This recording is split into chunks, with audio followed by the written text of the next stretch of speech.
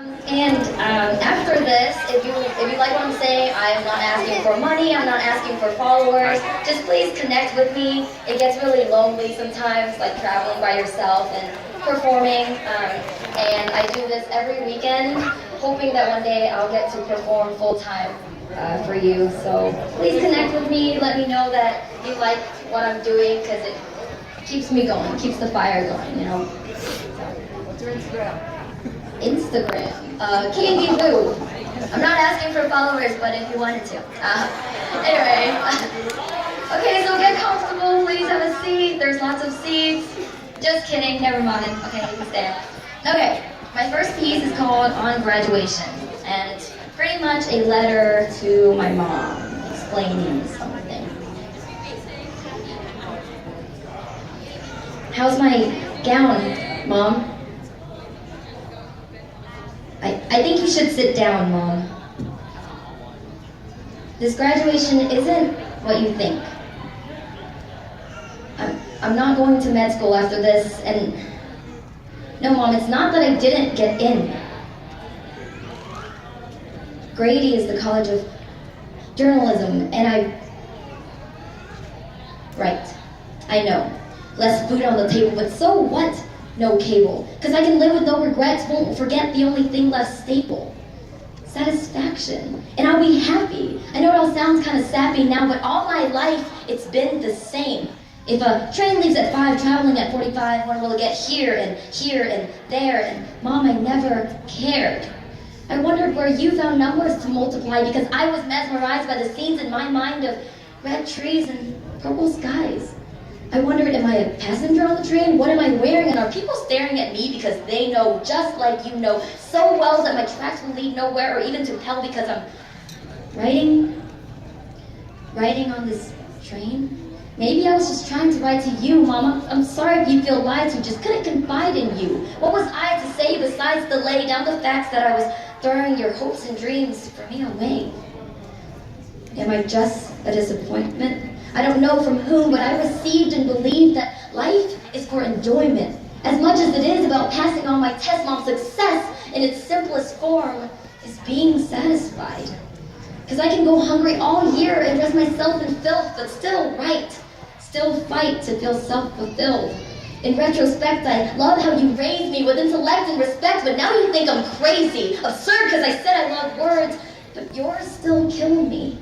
Because I can hear you now bring me down with how she'll be.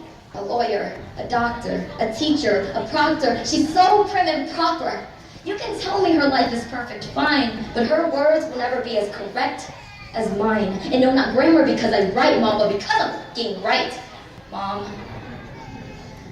Those were my last words. I'm sorry I had to curse. You can say I'm not right, but I'll still never starve. Because I can eat my words with the light from the moon and the stars if I had to. On second thought, nature's all an English major's got, so Mom, I'd be glad to. But watch out, tell that girl not to try it. Because if she dies, it's not my fault. I repeat, kind of vulgar, but she can get ulcers from what she eats. And also, what's eating her. Someone should be treating her. Wait, Mom, isn't she a doctor? Have you ever asked her if she could fix me? Because all my life pre-med, now English instead. Who does that? But who caused that, Mom? Blame it on Coleridge and blame it on Keats. Then Eminem and blame it on the streets. My English teachers for all that they taught me. You'll be stunned, but your son for that journal he got me. I filled it up and you tore it up. I can hear you now, Kim. When did this first start and how? First you're writing, then you're rapping. I don't know what's happening. You acting so distant to me. Now you got a poem dissing me. But Mom, if you would just listen to me. And if you could, put aside the tears, Mom. I haven't been Kim for almost 5 years. Kim was never me and she'll never be. I took my initials KV, then spelled it out, Kavi. 2 years later, to my surprise, I found that Kavi means poet in Hindi. So I can answer your trained questions, but they'll just be trained answers.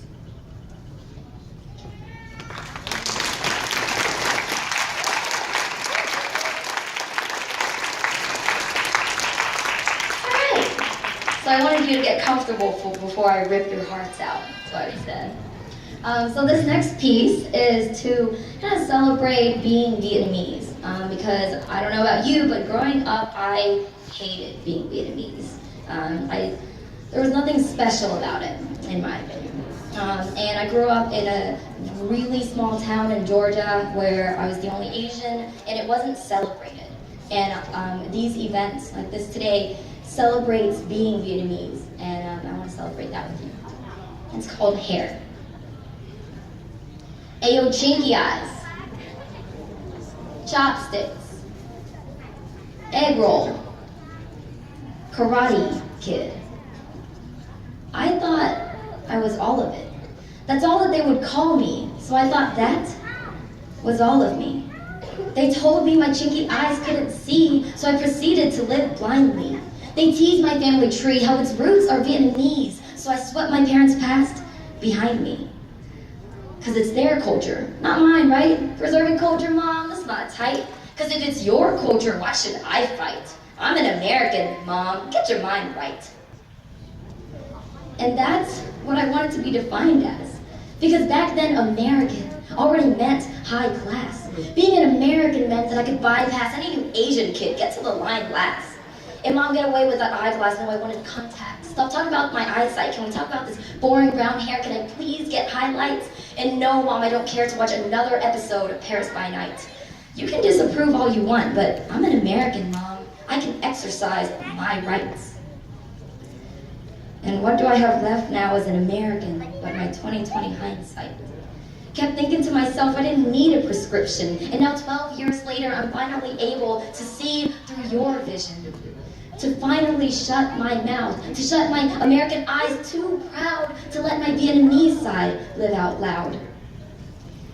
But I don't want you to get me wrong. I love what my parents have done, leaving their own nation, accepting this cultural amalgamation with no hesitation.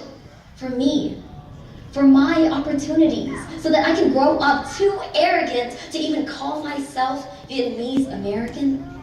He said, we work hard so that you can have fun. She said, honey, take this bright future and run, but no, Mom and Dad, I am not done. To the rest of the second generation, I'm just saying we can't forget Vietnam because we can't know where we're going unless we know where we're from. Maybe the American sun has turned my hair a slight brown, but I'm damn proud to announce that these roots grow back jet black deep down. I can't possibly be the only one who thinks that Tylenol sometimes just can't beat your sons. That awful green bottle you used to hate that would save you when you had a stomach ache in the 3rd grade, or when you said your head hurt and Mom pulls it out of her purse in the middle of church. And they say Asians love karaoke. You know all the songs, you choose it. But no, you've got it all wrong. It's not even about the music. I sing along not because I love the song, but it's part of my culture, not my choice. Because when we all sing, we are uniting our desperate attempts to become one voice. Because that's all they know us for. Oh, you're from Vietnam. I've heard of that war. That country's stuck in chaos for so long. Yields a people who cannot help but to stay strong. To hold on. To the dark coffee breaks on Sunday mornings. To bargain for what we buy because, honey, we are getting our money's worth. To having such a big family that everybody satisfied with that one hand-me-down shirt. To being bitten by massive ants because you were stealing jackfruit from your neighbor's tree. To knowing your parents' friends for so long that you start to think maybe they are family. To that good old sibling rivalry. To when you kneel against the wall together, that's when you bond. To that owie that's really a team effort to put on.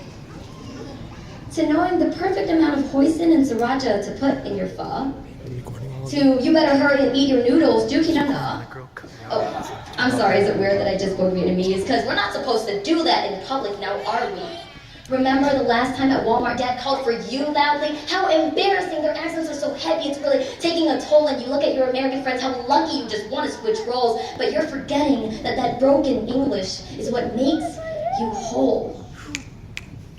And hey, it's totally fine. I've been there before. You can be ashamed of who you are, just don't blame it on Vietnam, because your parents have come too far for you to disrespect where they came from. You are not justified. I don't care how many times they called you chink or four eyes. Those blind bullies, did they raise you? Because you're using the same mindset that they gave you. You hate yourself only because they hate you. Look at what these closed-minded people have made you. Because if I can be a bully, my dad, my mom, and me in one poetry piece, the least you could do is close your eyes and choose who you want to be. Don't you worry about them, they see what they want to see. Yeah, that's childish, but it's just humanity. Not everything is in your hands, but you should try to reach and change what you can. As for me, I'm not closing my eyes. This part I want to see because I am proud of who we've come to be. But I won't stop until the day where these teenage girls and guys can say that they don't need to close their eyes to make a conscious decision. They are not afraid to be proud of that family tree. As Americans, I know that we are free, but damn right, we choose to be Vietnamese. Thank you.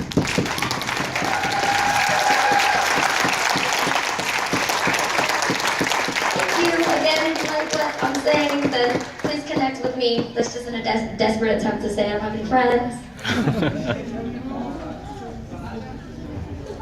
She's doing two.